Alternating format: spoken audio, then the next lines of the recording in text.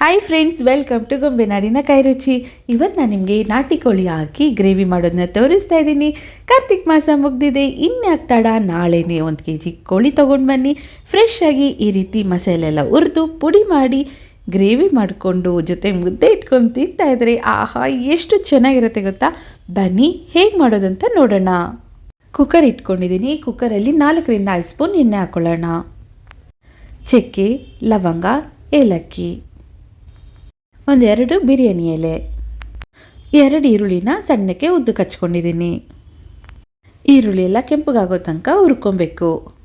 1 kg ನಾಟಿ ಕೋಳಿನ ನಾನು marinate ಮಾಡಿಟ್ಟಿದ್ದೀನಿ. ಅಂದರೆ ಇದರಲ್ಲಿ ಏನೆಲ್ಲ ಹಾಕಿದ್ದೀನಿ ಅಂದರೆ 2 ಸ್ಪೂನ್ ಅಚ್ಕಾರದ ಪುಡಿ, 1/4 ಟೀ ಸ್ಪೂನ್ ಅರಿಶಿನ, 1 ಕಪ್ಪಷ್ಟು ಮೊಸರು, ಉಪ್ಪು ಮತ್ತು 1 ಸ್ಪೂನು ಶುಂಠಿ ಬೆಳ್ಳುಳ್ಳಿ ಪೇಸ್ಟು.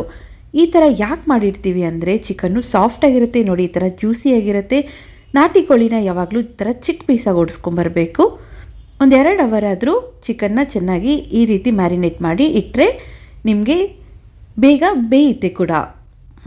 ಇದು ಆಪ್ಷನಲ್ಲು. ನಿಮಗೆ ಈ ರೀತಿ ಮಾಡೋಕ್ಕೆ ಇಷ್ಟ ಇಲ್ಲ ಅಥವಾ ಟೈಮ್ ಇಲ್ಲ ಅಂದರೆ ಹಾಗೆ ಕೂಡ ಮಾಡ್ಕೊಬೋದು. 1 ವಿಸಿಲ್ ಜಾಸ್ತಿ ಕೂಗಿಸ್ಕೊಳ್ಳಿ. ಚಿಕನ್ನ ಚೆನ್ನಾಗಿ ಮಿಕ್ಸ್ ಮಾಡಿ ಮುಚ್ಚಿಟ್ಬಿಡೋಣ. ಎಣ್ಣೆಲಿ ಚೆನ್ನಾಗಿ ಉರಿಲಿ. ನಾವು ಅಷ್ಟರಲ್ಲಿ ಮಸಾಲೆ ರೆಡಿ ಮಾಡ್ಕೊಳ್ಳೋಣ. 2 ಸ್ಪೂನ್ ಧನಿಯಾ ತೊಗೊಂಡಿದ್ದೀನಿ. ಇದನ್ನ ಬಾಣಲೆಯಲ್ಲಿ ಹಾಕ್ಕೊಳ್ಳೋಣ. 1-3 ಲವಂಗ, 1 ಸ್ವಲ್ಪ ಚಕ್ಕೆ, 1-2 ಏಲಕ್ಕಿ, 1 ಸ್ಪೂನ್ ಕರಿಮೆಣಸು, 1 ಸ್ಪೂನ್ ಜೀರಿಗೆ. ಇದನ್ನೆಲ್ಲ ಹಾಕ್ಕೊಂಡು ಲೋ ಫ್ಲೇಮ್ ಇಟ್ಕೊಂಡು ಚೆನ್ನಾಗಿ ಹುರ್ಕೊಬೇಕು 1-2 ನಿಮಿಷ. ಈ ರೀತಿ ಫ್ರೆಶ್ ಆಗಿ ನಾವೆಲ್ಲ ರುಬ್ಬಿ ಪೌಡ್ರ್ ಮಾಡೋದ್ರಿಂದ ಒಳ್ಳೆ ಫ್ಲೇವರ್ ಬರುತ್ತೆ. ಚಿಕನ್ ಗ್ರೇವಿ ತುಂಬ ಚೆನ್ನಾಗಿರುತ್ತೆ. ಎಲ್ಲ ಹುರಿದ ಮೇಲೆ ಸ್ಟವ್ ಆಫ್ ಮಾಡಿ ಅದಾದಮೇಲೆ 1 ಸ್ಪೂನಷ್ಟು ಗಸಗಸೆ ಹಾಕ್ಕೊಳ್ಳಿ. ಇದು ತಣ್ಣಗಾಗಲಿ, ಪಕ್ಕಕ್ಕಿಡೋಣ. ನೋಡಿ ಚಿಕನ್ ಎಲ್ಲ ನೀರು ಬಿಟ್ಟಿದೆ. ಈ ನೀರೆಲ್ಲ ಸುಂಡೋಗೋ ತನಕ ಹುರ್ಕೊಬೇಕು. ಮೀಡಿಯಮ್ ಫ್ಲೇಮಲ್ಲಿ ಇಟ್ಬಿಡೋಣ. ಮಸಾಲೆ ರೆಡಿ ಮಾಡ್ಕೊಳ್ಳೋಣ ಬನ್ನಿ. ಹುರಿದಿರೋದೆಲ್ಲ ತಣ್ಣಗಾಗಿದೆ. ಇದರಲ್ಲಿ ನೀರು ಸೇರಿಸ್ತೀರಾ ರುಬ್ಕೊಬೇಕು. ಈ ಥರ ಪುಡಿ ಮಾಡ್ಕೊಬೇಕು. ತರಿತರಿಯಾಗಿರಬಾರ್ದು, ನುಣ್ಣಗೆ ರುಬ್ಕೊಳ್ಳಿ. ಸ್ವಲ್ಪ ತೆಂಗಿನಕಾಯಿನ ರುಬ್ಬಿಟ್ಕೊಂಡಿದ್ದೀನಿ. 2ರಿಂದ 3 ಸ್ಪೂನ್ ಅಷ್ಟೇ ತೆಂಗಿನಕಾಯಿ ತುರಿಬೇಕಾಗುತ್ತೆ, ಜಾಸ್ತಿ ಹಾಕಬೇಡಿ, ಚೆನ್ನಾಗಿರಲ್ಲ. 1 ಸ್ವಲ್ಪ ಬೆಳ್ಳುಳ್ಳಿ ಮತ್ತು ಶುಂಠಿ, 1 ಚಿಕ್ಕದು ಈರುಳ್ಳಿ, ಸ್ವಲ್ಪ ಕೊತ್ತಂಬರಿ ಸೊಪ್ಪು, ಫ್ರೆಶ್ ಆಗಿರೋವಂಥ ಸ್ವಲ್ಪ ಪುದೀನ ಸೊಪ್ಪು, ಸ್ವಲ್ಪ ನೀರು ಹಾಕ್ಕೊಂಡು ಇದನ್ನೆಲ್ಲ ನುಣ್ಣಗೆ ರುಬ್ಕೊಬೇಕು. ನೋಡಿ ಚಿಕನ್ ಎಲ್ಲ ಚೆನ್ನಾಗಿ ಹುರಿದಿದೆ. ನೀರೆಲ್ಲ ಸುಂಡ್ಕೊಂಡು ಎಣ್ಣೆ ಬಿಟ್ಟಿದೆ. ನಾನು ಮಾಡೋ ರೆಸಿಪೀಸ್ ನಿಮ್ಗೆ ಇಷ್ಟ ಆದರೆ ದಯವಿಟ್ಟು ಸಬ್ಸ್ಕ್ರೈಬ್ ಮಾಡಿ. ಹಾಗೆ ವಿಡಿಯೋನ ನಿಮ್ಮ ಫ್ರೆಂಡ್ಸ್ ಎಲ್ಲರಿಗೂ ಶೇರ್ ಮಾಡಿ. ಬೆಂಗಳೂರಲ್ಲಿ ಕ್ಲೈಮೇಟ್ ಚೆನ್ನಾಗಿಲ್ಲ, ನನ್ನ ವಾಯ್ಸ್ ಎಲ್ಲ ತುಂಬ ಕಟ್ಕೊಂಡ್ಬಿಟ್ಟಿದೆ, ಸ್ವಲ್ಪ ಅಡ್ಜಸ್ಟ್ ಮಾಡ್ಕೊಳ್ಳಿ. ರುಬ್ಬಿರೋ ಅಂಥ ಮಸಾಲೆ ಸೇರಿಸ್ಕೊಂಡು 1-2ರಿಂದ 3 ಟೊಮೆಟೊ ಹಾಕ್ಕೊಳ್ಳೋಣ. 2 ಸ್ಪೂನ್ ಅಚ್ಕಾರದ ಪುಡಿ ಹಾಕ್ತಾಯಿದ್ದೀನಿ. ನೀವು ನಿಮ್ಮ ಖಾರಕ್ಕೆ ನೋಡ್ಕೊಂಡು ತೊಗೊಳ್ಳಿ. ನಾವು ಆಲ್ರೆಡಿ ಚಿಕನಲ್ಲಿ ಕೂಡ ಹಾಕಿದ್ದೀವಿ. 1/4 ಟೀ ಸ್ಪೂನ್ ಅರಿಶಿನ, ರುಚಿಗೆ ಎಷ್ಟು ಬೇಕೋ ಅಷ್ಟು ಉಪ್ಪು.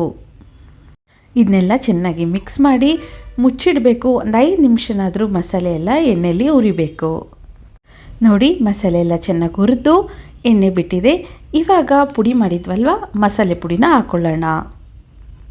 ಸ್ವಲ್ಪ ಕೊತ್ತಂಬರಿ ಸೊಪ್ಪು, 3ರಿಂದ 4 ಹಸಿಮೆಣಸಿನ್ಕಾಯಿ. ಇದನ್ನೆಲ್ಲ ಚೆನ್ನಾಗಿ ಮಿಕ್ಸ್ ಮಾಡ್ಕೊಳ್ಳೋಣ. ಈ ಗ್ರೇವಿ ಮುದ್ದೆ ಮಾತ್ರ ಅಲ್ಲ, ಚಪಾತಿ ಜೊತೆ ಕೂಡ ತುಂಬ ಚೆನ್ನಾಗಿರುತ್ತೆ, ದೋಸೆ ಜೊತೆನೂ ಚೆನ್ನಾಗಿರುತ್ತೆ. ಇವಾಗ ನೀರು ಸೇರಿಸ್ಕೊಳ್ಳೋಣ.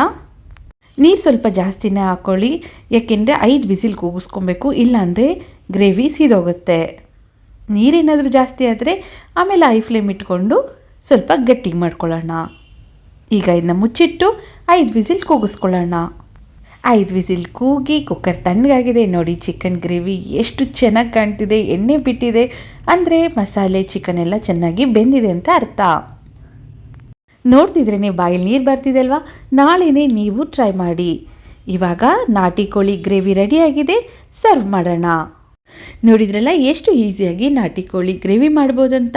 ಯಾವಾಗಲೂ ಒಂದೇ ಥರ ಮಾಡೋದಕ್ಕಿಂತ ಡಿಫ್ರೆಂಟಾಗಿ ಟ್ರೈ ಮಾಡಿ. ಖಂಡಿತವಾಗ್ಲೂ ನಿಮ್ಮ ಮನೇಲಿ ಎಲ್ಲರಿಗೂ ಇಷ್ಟ ಆಗುತ್ತೆ. ನಿಮ್ಮೆಲ್ಲರಿಗೂ ಇಷ್ಟ ಆದರೆ ಏನು ಮಾಡಬೇಕು, ಸಬ್ಸ್ಕ್ರೈಬ್ ಮಾಡಿ. ಹಾಗೆ ವಿಡಿಯೋನ ನಿಮ್ಮ ಫ್ರೆಂಡ್ಸ್ ಎಲ್ಲರಿಗೂ ಶೇರ್ ಮಾಡಿ. Thank you.